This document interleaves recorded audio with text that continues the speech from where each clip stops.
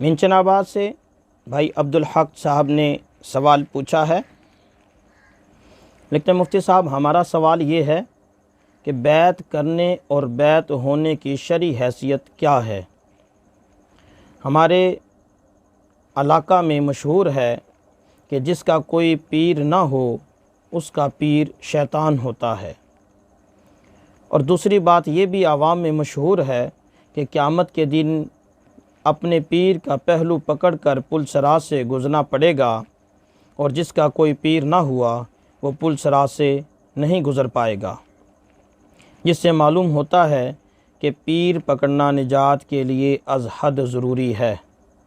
آپ کی اس بارے میں کیا رائے ہے؟ وضاحت فرما دیں۔ عبدالحق: جی میرے محترم بھائی، آپ نے 2 سوال پوچھے ہیں۔ پہلا سوال آپ کا یہ ہے کہ بیعت کرنے اور بیعت ہونے کی شرعی حیثیت کیا ہے؟ آپ کے سوال کے 2 جز ہیں، بیعت کرنے اور بیعت ہونے کی شرعی حیثیت کیا ہے، یعنی بیعت کرنے کی شرعی حیثیت کیا ہے اور بیعت ہونے کی شرعی حیثیت کیا ہے۔ میں دونوں کو الگ الگ ذکر کرتا ہوں۔ پہلے میں یہ عرض کرتا ہوں کہ بیعت ہونے کی شرعی حیثیت کیا ہے۔ دیکھیں، بیعت اصلاح نفس کے لیے کی جاتی ہے، اپنی اصلاح کے لیے کی جاتی ہے، کہ انسان کی یہ فطرت ہے کہ جب انسان کو کوئی سمجھانے سلجھانے والا نہ ہو تو یہ رفتہ رفتہ ہدایت سے گمراہی کی طرف آ جاتا ہے۔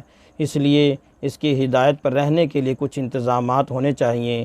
انہی انتظامات میں سے ایک سلسلہ بیعت کا ہے، کہ جو ایک مستحب عمل ہے کہ بیعت بندہ کسی اللہ والے سے اپنا تعلق جوڑے اپنی اصلاح کے لیے، اور وہ اس کی اصلاح وقتاً فوقتاً کرتا رہے تاکہ یہ ہدایت پر رہے اور گناہوں کی طرف راغب نہ ہو، گناہوں سے متنفر رہے اور نیکی کی طرف اس کی رغبت زیادہ رہے۔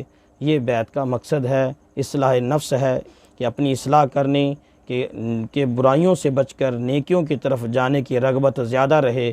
یہ مقصد ہوتا ہے بیعت کرنے کا۔ اب دوسرا سوال یہ ہے کہ بیعت کرے گا کون؟ ہم کس کے بیعت ہوں؟ یہ ہمارے علاقوں میں بالخصوص پاکستان میں ایک بہت بڑا المیہ ہے کہ یہاں ہر نتھو پھتو اٹھ کے بیعت کرنے بیٹھ گیا کہ میرے ہاتھ پہ بیعت کرو، میں پیر ہوں۔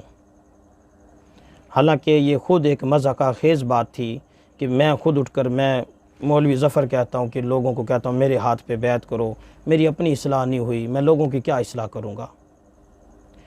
ہمارے معاشرے میں دیکھنے میں یہ آیا ہے کہ ہمارے معاشرے میں اکثریت ایسے لوگوں کی ہے جو لوگوں کو بیعت کی طرف بلا رہے ہیں کہ ہمارے ہاتھ پر بیعت کرو، جن کو خود انتہائی اصلاح کی ضرورت ہے، جن کی خود اصلاح نہیں ہوئی، وہ آگے کیا کسی کی اصلاح کریں گے؟ یہاں تو چور، ڈاکو، لٹیرے، داڑھی منڈے، شرابی، کبابی، سب قسم کے لوگ جو ہیں وہ بیعت کر رہے ہیں، اور جو بیعت ہونے جا رہے ہیں وہ ان کو پتہ نہیں کیا سمجھ کر بیٹھے ہیں کہ شاید امام مہدی یہی آ گئے ہیں۔ اس لیے میرے محترم بھائی، یہ ایک اہم بات ہے جس کے ہاتھ میں ہم نے اپنا ہاتھ دینا ہے۔ پہلے اس بات کو دیکھنا ہے کہ وہ خود بندہ نیک اور صالح اور پارسا ہے یا نہیں۔ اگر اس کی اصلاح ہوئی ہے، وہ اس قابل ہے کہ وہ دوسرے کی اصلاح کر سکتا ہے، پھر تو ہم اس کے ہاتھ پر بیعت کریں۔ اگر ایسا نہیں ہے تو اس طرح کی بیعت کرنا درست نہیں۔ یہ تو اپنے آپ کو وبال میں ڈالنے والی بات ہے، یہ تو اپنے آپ کو گمراہی میں ڈالنے والی بات ہے۔ جس بندے کی خود اصلاح نہیں ہوئی وہ آپ کی کیا اصلاح کرے گا؟ ہم نے ایسے لوگوں کو دیکھا ہے جو نہ نماز پڑھتے، نہ روزہ رکھتے، نہ ان کے منہ پہ داڑھی ہے، نہ شریعت کے مطابق ان کا کوئی حلیہ ہے، اور وہ اپنے تائیں بہت بڑے پیر بن کے بیٹھے ہیں۔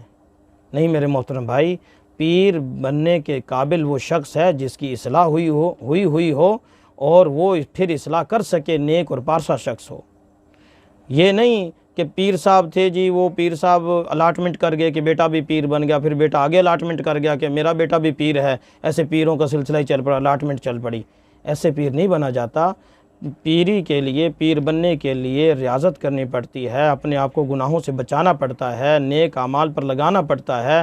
جب ان کی اپنی اصلاح ہو جاتی ہے، خوب تر اصلاح ہو جاتی ہے، اس کا شیخ اس کو اس قابل سمجھتا ہے کہ اب میرا مرید مزید آگے لوگوں کی اصلاح کر سکتا ہے، تو اس کو اجازت دے دیتا ہے، اس کو اپنا خلیفہ بنا لیتا ہے، جسے خلیفہ مجاز کہتے ہیں، کہ اجازت دیا گیا خلیفہ کہ یہ بھی لوگوں کی اصلاح کرے گا۔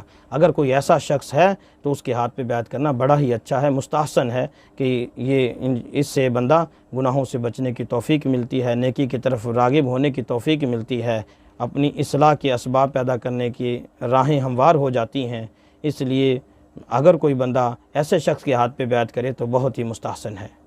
لیکن اگر ایسا شخص ہے کہ جس کی اپنی اصلاح نہ ہوئی ہو، اس کے ہاتھ پر بیعت کرنا جائز نہیں ہے۔ اس لیے ہمیں دیکھنا چاہیے کہ جہاں ہم بیعت ہو رہے ہیں وہ اس قابل ہے بھی نہیں کہ بیعت کرنی ہے یا نہیں۔ ایسا تو نہیں کہ الاٹمنٹ والا پیر ہو جی کہ ابا جی کہہ کہ جی یہ پیر ہے تو آگے پیری بس چل پڑی، ایسا پیر نہیں بنتے، بلکہ پیر بڑے مجاہدے سے بنتے ہیں، بڑی کوششوں سے بنتے ہیں۔ لہٰذا پیر بنانے سے پہلے اس بات کو بغور دیکھ لیں کہ ہم جس کے ہاتھ میں اپنا ہاتھ دے رہے ہیں وہ اس قابل بھی ہے یا نہیں۔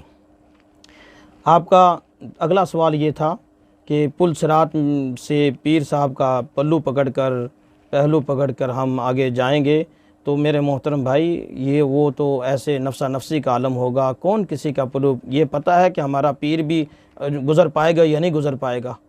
یہ ایک من گھڑت بات ہے، اس کا حقیقت کے ساتھ کوئی تعلق نہیں۔ اللہ کے رسول صلی اللہ علیہ وسلم ہماری شفاعت کریں گے، ہم اللہ کے رسول صلی اللہ علیہ وسلم کا پلو پکڑ کر انشاءاللہ جائیں گے، اور جو صحیح اور واقعتاً جو پیر بھی ہیں وہ بھی اللہ کے رسول صلی اللہ علیہ وسلم کا پلو پکڑ کر ہی انشاءاللہ جائیں گے۔ لہٰذا ہم سب، ہمارے پیر اور ہم سب اللہ کے رسول صلی اللہ علیہ وسلم کا دامن پکڑیں گے، نہ یہ کہ ہم ہر نتو پھتو کا دامن پکڑتے پھریں، ایسا نہیں ہے۔